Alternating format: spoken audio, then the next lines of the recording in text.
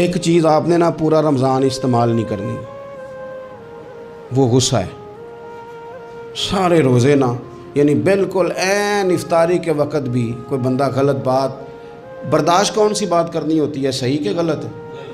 सही को तो बर्दाश्त करने की ज़रूरत ही नहीं होती, बर्दाश्त करनी गलत बात होती है। उसको सहना है, उसे कहना यार रोज़े हैं, रब की रहमत बरस रही है, जा मैंने तुझे अल्लाह की रज़ा के लिए माफ़ किया। और ज़हन में हदीस रखनी है कि हुजूर ने फरमाया तो रब के बंदों को माफ़ कर, अल्लाह तुझे माफ़ फरमाएगा। रमज़ान शरीफ में और सादत के साथ और प्यार के साथ, और गीबत नहीं करनी किसी की भी, किसी इदारे की नहीं, किसी बंदे की नहीं, गीबत नहीं करनी। आपको हदीस में मिलेगा कि नबी पाक अलैहिस्सलाम ने कुछ बीबियों से कहा था कि तुमने तो रोज़ा तोड़ दिया है और तुमने हलाल के साथ रखा था, हराम के साथ तोड़ दिया। या रसूलल्लाह किस तरह? फरमाया गीबत नहीं की तुमने, मुर्दा भाई का गोश्त नहीं खाया, ये बहुत बड़ा जुर्म है, इससे बचना है।